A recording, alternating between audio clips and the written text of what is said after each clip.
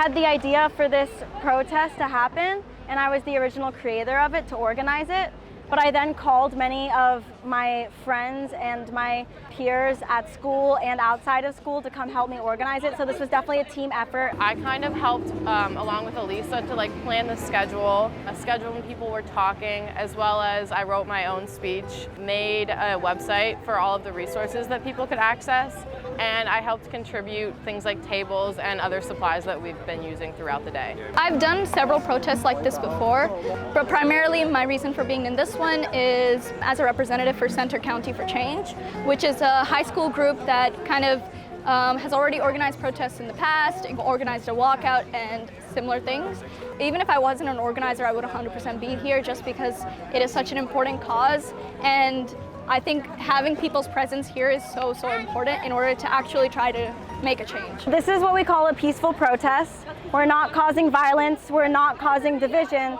We like to call it an educational sit-in, a teach-in, if you will, and we wanted to emphasize expression, mainly so that we can give people a voice in a world where it is very easy to feel voiceless nowadays when we don't have the power of the laws that determine our lives. I think there's several different ways that change is kind of pushed forth, and that's also what we're trying to go for.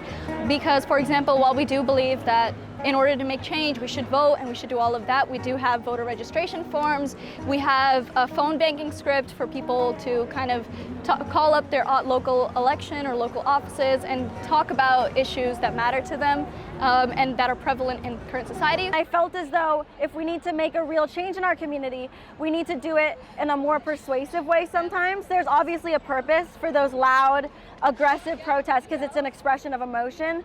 But we should also continue. We can't just show up to those and not do any other action. And we thought that this would be a good way for people to maybe have their minds open a little bit, to listen to our experiences, to listen to our arguments, and to express their emotions through art, because art is inherently political. An important reason why we chose Arts Fest was to kind of touch on the different mediums people use to express their emotions. So obviously one of those is art. And so we kind of wanted to use art as well as speaking, poems, any other kind of form of medium to express how we felt about the overturning of Roe v. Wade, and then connecting that to obviously other relevant issues such as race and class. Oftentimes, most of the pro-life people on that side have not had full research into the medical side of abortion, the legal side of abortion, and the emotional impacts and experiences of many people who have had one or who are capable of having one.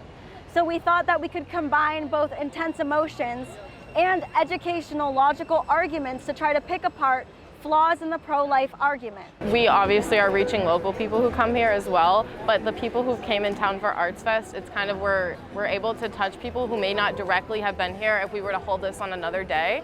So accessing as many people as possible and at least having them, walk by, see what we're doing, or hear a speech or something, I think it's really important. A lot of the reasoning behind banning abortions or barring people from getting them is based on religious reasoning. Knowing that America is a secular country and knowing that I'm Muslim and my religion allows it, it kind of just doesn't make sense. And so I also wanted to offer my perspective as a Muslim woman, because we don't also hear a lot of that very often, and I think that that's also an important aspect to have. A well-known fact that people might be aware of is that in countries where abortion is banned, they have the same number of abortions going on as in countries where it is not banned. Banning abortion doesn't decrease the amounts of abortions that take place, it just raises mortality for women who do at-home unsafe abortions. We had somebody that kind of broke down the Supreme Court, discussed why expanding the court isn't necessarily possible. We have another person that's going to talk about political theory and the way to actually go about change, because we found that a lot of these things are polarizing and change happens very, very slowly, if at all. So we kind of wanted to talk about how to speed up that change. And then we also had a physician who was speaking earlier today, actually, talking about her experience with an abortion and then also just the medical perspective, which a lot of people don't know much about. There are children in southern states right now who are being raped and being forced to have more children before they are mentally, physically, or emotionally ready to have a baby. And I felt personally, when me and my friends were together, we looked at our phones and we saw that Roe v. Wade had been overturned. And the rest of our entire time together just had a cloud over it. We were going through so many different emotions. And as a sexual assault survivor, it's definitely hit me in a very specific way to imagine people who have been assaulted being forced to have their rapist babies. Because rape and sexual assault isn't something that leaves you. It's not something that you get to just forget about because of a Supreme Court decision. And it's not something you have a choice in. And if people could understand the mental trauma that comes with pregnancy and that comes with sexual assault, the physical trauma, the emotional trauma, I think they would see that there's a lot more cruelty in this decision than they like to pretend there is.